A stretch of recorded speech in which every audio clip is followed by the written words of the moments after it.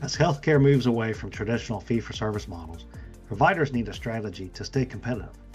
That's where Strategic Healthcare Partners comes in. We offer expert consulting and ongoing management oversight for providers looking to form an accountable care organization. From financial feasibility analysis to helping you choose the right ACO in a crowded market, SHP provides the clarity you need to make informed decisions and transition to value-based care. Learn more at shpllc.com.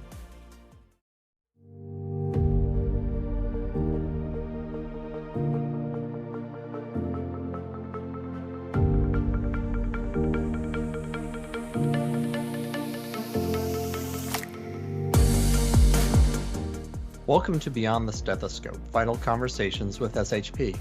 On today's episode, we're joined by Congressman Earl Buddy Carter for the 1st District of Georgia. Congressman Carter has been in office since 2015 and serves on the Energy and Commerce and the Budget Committees of the House of Representatives. He's also a pharmacist and for many years was the lone pharmacist in Congress. Today, he sits down to discuss with us many of the issues facing our country's healthcare. Are you ready for this vital conversation? Let's get started.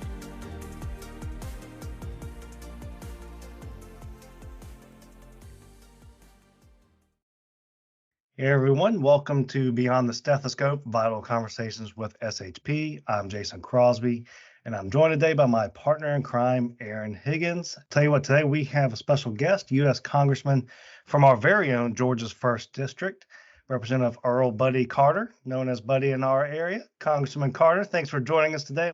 Well, thank y'all for having me. I'm excited about being here. Fantastic. Thanks again. We know you got a busy schedule, so we appreciate your time. Tell you what, so we have some great questions. We want to jump right into the conversation. Tell you what, if you wouldn't mind, start off by telling everyone a little bit about yourself, your healthcare background, which is unique up there in D.C., and your time and responsibilities as a U.S. Congressman. Well, first of all, I was born and raised in West Chatham County, specifically in Port Wentworth. Went off to school and came back and settled in Pooler, and I've been in Pooler since 1980. So I've seen a lot of change in Pooler, and it continues to just improve thanks to the good work of the mayor and council there in Pooler, and they continue to do a great job. I had the opportunity to serve as mayor of the city of Pooler and also served in the state legislature, and now I serve in Congress. But professionally, I'm a pharmacist, and for many years, I was the only pharmacist in Congress. In fact, one of my colleagues had given me the hashtag OPIC to mean only pharmacist in Congress. Well, a couple of years ago, we got another pharmacist in Congress, Diana Harshbarger from Tennessee, and she's a rising star doing a great job. But my colleague told me, he said, well, you can continue to use the hashtag OPIC, but now it means oldest pharmacist in Congress. So I guess I'll have to go along with that. You know, it is important, and obviously in Congress, I concentrate a lot on healthcare issues, as you would expect, being a pharmacist, and that's why I'm enjoying serving on the Energy and Commerce Committee. One of the reasons why is because that's where the Health Subcommittee is, and that's where I need to be. That really frames, I think, for our listeners here, you have the bona fides, as it were, speaking as the healthcare professional in Congress. But how has your time in Congress evolved your perspective on healthcare, and how would you say that has shaped what you do in Congress now? You said you were on a committee. Talk a little more about that, if you could. Well, first of all, I want to share a quick story with you because I was a mayor, as I said, and I served in the state legislature. And in both of those, you have the opportunity to really get things done in kind of a quicker way. The wheels run so slow in Washington, D.C. I'll never forget that when I was in the state Senate and this seat became open, I went to then Governor Nathan Deal, who had served 16 years in Congress. And I told him, I said, Governor, I'm not going to be running for re-election in the state Senate. I'm going to run for Congress. And he was very encouraging of me, but he was not encouraging of Congress at all. He sounded like someone who had been up there 16 years. And he told me, he said, you're going to be frustrated. He said, you serve here in the state legislature. You can come here and in 40 days, you can introduce a bill in one chamber, get it out the other, and sign into law and then go home. He said, in Washington, D.C., you can work for years on an amendment and never get it done. And, he was right. it is very frustrating. The wheels move very slow in Washington, D.C., particularly as it relates to health care. Now, having said that, I will tell you that we have had a few instances where that has not been the case, specifically because of the pandemic that we went through. Telehealth is something we'll talk a lot about during this podcast, and because it's such a big issue for me and for the country right now. It's been said that telehealth grew more in 2 weeks than it did in 10 years during the pandemic. And it really became an integral part of our healthcare system. So and on one hand, I'll say that it takes a long time to make changes in healthcare. On the other hand, I'll say that the pandemic really helped us to make some good changes rather quickly. Well, you bring up an excellent point. Legislation takes time. Now, two bills in particular that we wanted to talk to you about are two bills that you've supported. The Lower Cost, More Transparency Act and the Saving Our Students in School Act. From a high level, we don't need to get into the weeds. I don't think our listeners want to get into the weeds as much as I would. What can you tell us about those bills and maybe even the process in getting those for even out there for consideration? How long did that take? Well, that's a great question, and I appreciate the opportunity to discuss both of these bills, particularly the Lower Cost, More Transparency Act, because what this was really a conglomeration, if you will, of about 27 bills that were passed through the Energy and Commerce Committee that we put all into one act. They're all relevant and all the same subject matter, but instead of taking them individually, we put them all together because they all strive to do the same thing, and that is to lower prescription drug and healthcare costs and to increase transparency. I've always said that sunlight is the greatest transparent out there. And that's what we have to keep in mind is that the more transparency we have, because right now in our healthcare system, it is very opaque. And I just got back from the doctor's office a few minutes ago, and before I even walk in, they say, "Oh, you owe $218. I have no idea what that was for. Now I've got to go back and I've got to try to figure out what that was for. And, I'm a healthcare professional. If that happens to me, I can only imagine what it's like for most people, who aren't in the healthcare realm and in the healthcare world. So it really is something that we need to work on, and something that the lower cost, more transparency will help. Because whether you're a Republican, a Democrat, or an independent, you all want the same thing in healthcare. You want accessible, affordable, quality healthcare. Whether you're Democrat or Republican, accessible, affordable, quality healthcare. And one way we can make it accessible or make it affordable is through transparency. If we had more transparency, then we would have better healthcare. Congressman, you've hit on a couple of great points already in terms of telehealth and accessibility and such. What would you say is, in terms of your vision for the future of healthcare delivery in the United States? And again, mentioning telehealth and the role that technology plays and other innovation that may follow, how do you see that playing out in terms of healthcare delivery going forward? I think it's going to be extremely important for a couple of reasons. First of all, we said access and how important access is. Telehealth gives people access to healthcare. We also have a provider shortage in this country. We don't have enough primary care providers. We don't have enough psychiatrists. We don't have enough of just about every discipline within the healthcare system. This will give us a chance to be more efficient and to utilize the services that we do have available in a more efficient way. And I think, that's going to be extremely important. It's extremely important. Telehealth is extremely important in rural areas of our country. Now, I acknowledge that there are urban deserts where we don't have access to healthcare, but, the rural areas really do struggle. And that's why telehealth plays such an important role. We say all the time that there are two Georgias. There's Atlanta and everywhere else. Well, we're everywhere else. And, we just don't have the access here in South Georgia that they do up in the Atlanta area.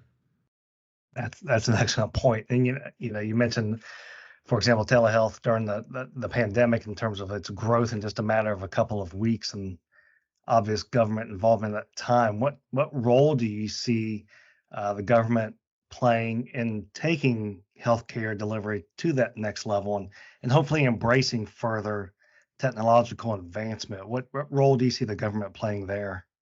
Two roles. First of all, from a healthcare perspective, the federal government is the highest utilizer of healthcare services in America. Medicare, Medicaid, all of those are funded through the federal government. So, reimbursement is going to be very important, and being able to utilize those services and make them more readily available is going to be very important. Now, also on the Energy and Commerce Committee, I serve on the Communications and Technology Subcommittee as well as the Health Subcommittee.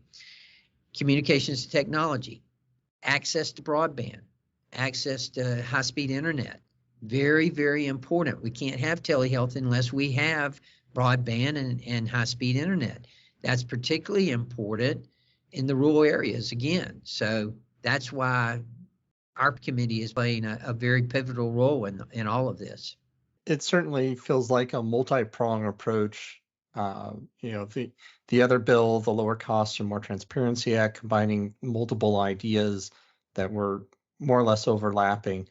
And I think Jason would agree with me. I'm a policy wonk. I love legislation. So there's another bill that's kind of in the same vein, no pun intended. But HR 4605 from last fall, the Healthy Moms and Babies Act, as it was called. How does that contribute then towards obviously having healthy moms and babies, right? That's certainly a big issue in America.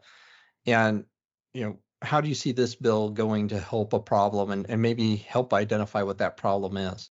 Well, I appreciate you asking about this because I have to be quite honest with you. This is something that has bothered me for years. When I served in the Georgia State Legislature, I could never understand how Georgia could have one of the highest maternal mortality rates in the country.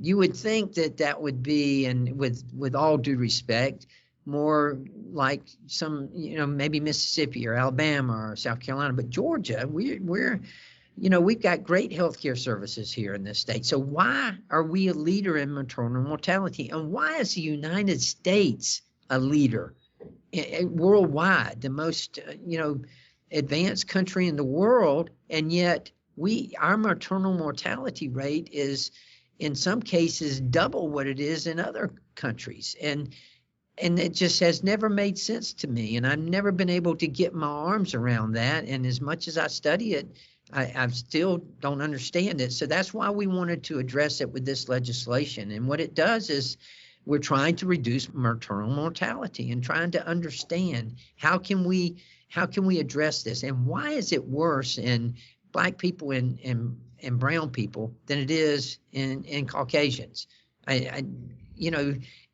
And the CDC tells us that 80% of all maternal mortality could be prevented. Well, if that's the case, why aren't we doing it? And that's what we wanted to address with this bill, and that's what we're trying to do. We're making sure that we're looking at the whole person, looking at depression and about other things that impact mothers, but at the same time, we need to be studying that. We need to have resources going toward it. Telehealth is another, I'll interject that here. This is another area where it can be helpful for mothers as well. Yeah, I think it sounds to me that this is the issue that a lot of people don't even know is an issue. I've talked to other people in the profession. I've kind of casually mentioned that, and they go, "What? We have one of the highest, certainly the highest amongst what's considered the first world." So I think this is a really big issue, and so thank you for tackling that. I guess just to dovetail on that a little bit, how ultimately do you see this contributing to the better patient outcomes, particularly in mothers and infants? I think it will improve, and I think it will help. I think that the programs that we're putting in place, I actually met with two ladies here in the Savannah area who have come up with a new app that addresses that. I can't remember what the name of the app was. I wish I could put a plug in for them, but nevertheless, this is a way for them to have mothers to interact with each other and communicate with each other. And, that in itself can help because, they're all sharing, in many cases, some of the same experiences and some of the same worries, some of the same, challenges. Kind of keep going down the legislative path there. In January, kind of fast forward now, here we are, it's just the 1st of March, but you've been pretty busy already. In January, you introduced the Emergency Medical Services for Children Reauthorization Act. And so, again, we talk about healthy moms and babies, and now here we are with making sure emergency services are sufficiently provided for children. What can you share about that has recently passed? Well, this is bipartisan, by the way, and let me just say that the Energy and Commerce Committee, I would submit to you that it's the most bipartisan committee in Congress. We really do work together on things. Broadband is bipartisan. Everybody needs high-speed internet broadband. Healthcare is bipartisan. As I said earlier, and I think it bears repeating, all of us want the same thing: affordable, accessible, quality healthcare. I don't care if you're a Republican or a Democrat. So this is another example of a bipartisan bill. Kathy Castor, who's a Democrat from Florida, Kim Schreier, who is a Democrat from Washington, a pediatrician also. John Joyce is my other co-sponsor. He's a Republican. He's a dermatologist from Pennsylvania. We all sponsored this because we want to make sure that children get the appropriate health care during a medical emergency that they need. You would think that goes without saying or that goes without legislating, but there are instances where we've actually had the Emergency Medical Services for Children.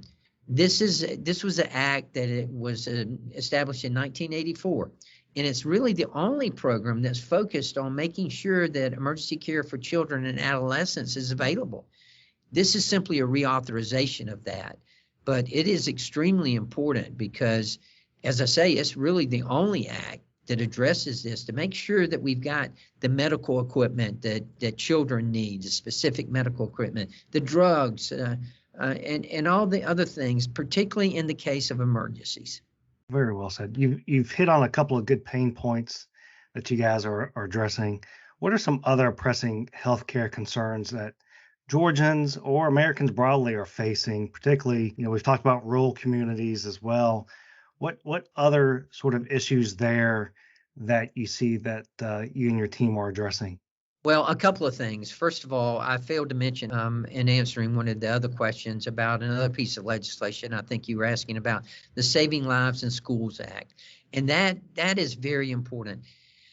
We got, as everyone knows, we've got a problem at our southern border. And we got a problem with illegal immigrants, but we've also got a drug problem, a fentanyl problem.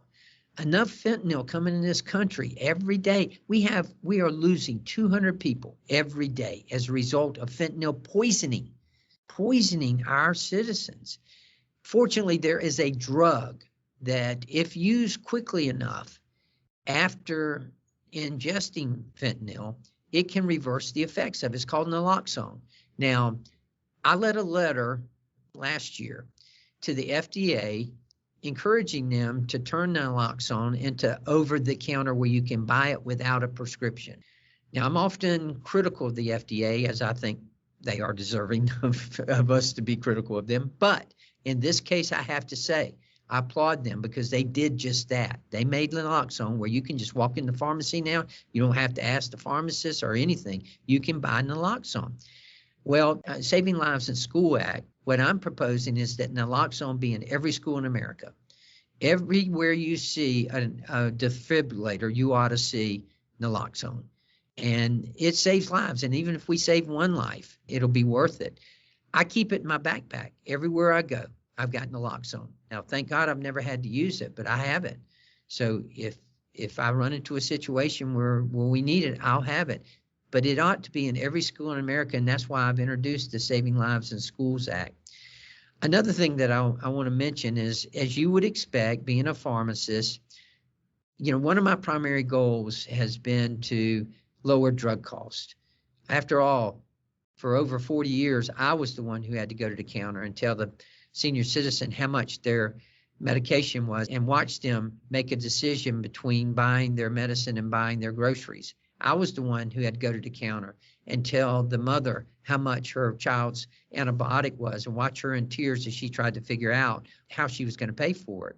Well, I set out to do something about that, and that's why we're trying to get more transparency. Remember, we talked about the lower cost, more transparency.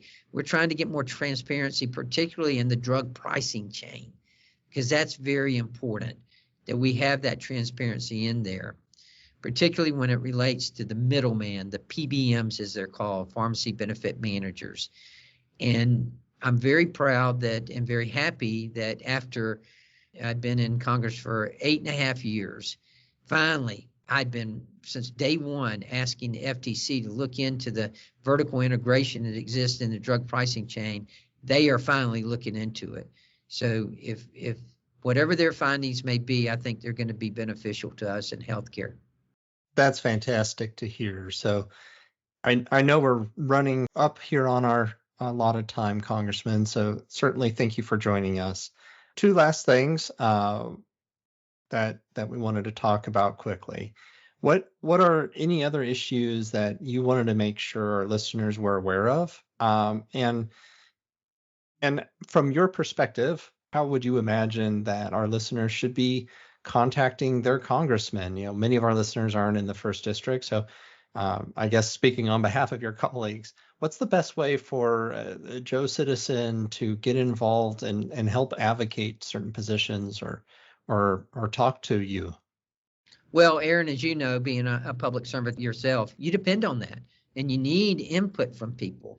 Look, I always say if you're not at the table, you're on the menu.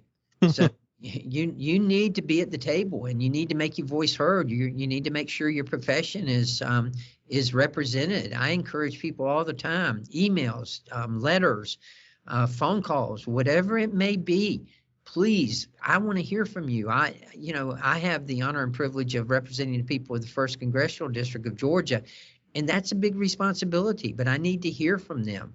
And if you don't get out there and tell your story, it's not going to be told. And that's why it's so vitally important that people be involved.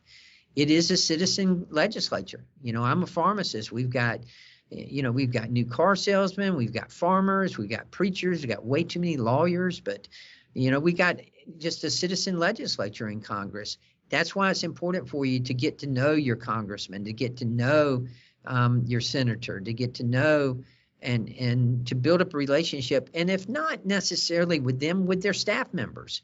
I mean, a lot of times I depend on staff. Obviously, I couldn't do all the things I do if I didn't have a good team behind me, and I've got an excellent team.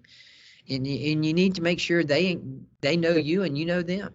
Yeah, no, that's certainly excellent advice, and I think our listeners know if you've listened to a previous episode, I'm on my local city council, and so I would encourage people to reach out all levels of government. We're here and ready to listen. So, Congressman, before we let you go, we have a most pressing question that I'm sure all of our listeners want to know. What is your favorite Pop-Tart and why? What is my favorite Pop-Tart and why? Well, that's a good one. I wasn't expecting that one. I'm a chocoholic, so I guess anything chocolate, although I don't know that Pop-Tarts necessarily come in chocolate. But if I had to choose one, I'd probably say blueberries. I love blueberries, and blueberry Pop-Tarts are good. Okay. Well, thank you for your time, Congressman, and being a good sport. Thank y'all. I enjoyed it. Yeah, we'll see you soon. Okay.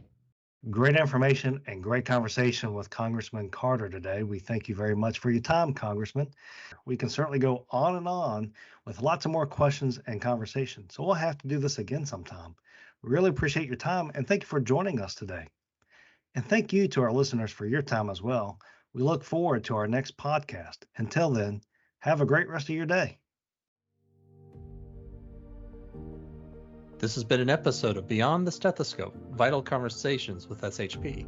If you enjoyed this podcast, please be sure to rate and share it with your friends. It sure helps the show. Production and editing by Nala Weed. Social media by Jeremy Miller. And our co-hosts are me, Aaron C. Higgins, and Jason Crosby. Our show producers are Mike Scribner and John Crew. Thank you for listening, and we'll see you next time.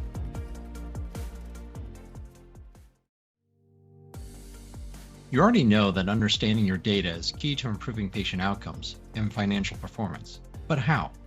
At Strategic Healthcare Partners, our analytics services help turn your EMR and other data sources into actionable insights.